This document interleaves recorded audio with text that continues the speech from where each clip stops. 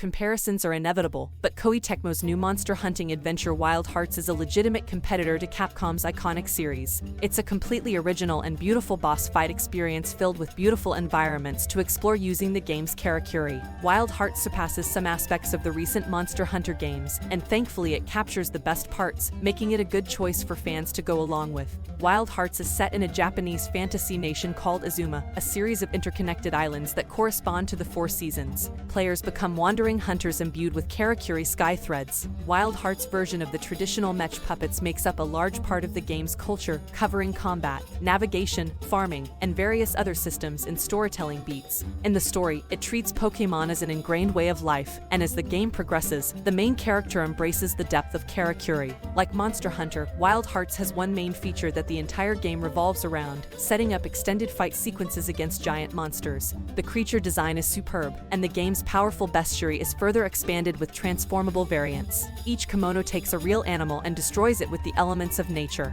For example, Kingtusk is a large 6-eyed boar with mutated oak legs and tail, while Lavabakan is a highly mobile gorilla made of volcanic rock. Some kimonos are larger or taller, but even the lowest ones can be deadly. The early game in Wild Hearts is even more of a challenge as the core mechanics are slowly taught while some other mechanics are glossed over or completely ignored. Using Karakuri is the most difficult, and at first it seems to mean placing them in large areas of the map to help safely climb walls, or setting up a campfire like the Death Stranding mechanic helps conquer the landscape.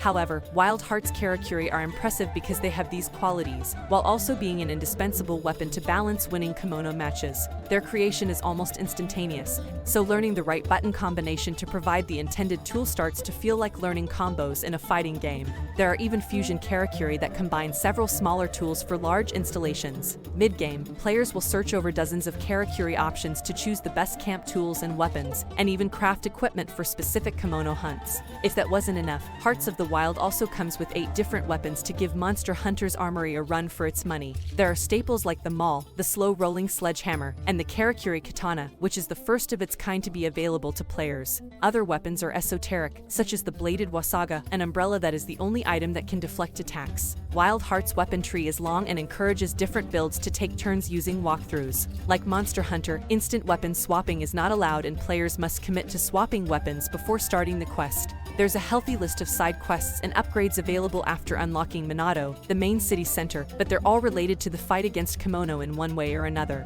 Fortunately, the battles in Wild Hearts are rewarding, memorable, and often hopeless encounters. It's always exciting to discover new kimono on the field, and it's a novelty that continues throughout the game.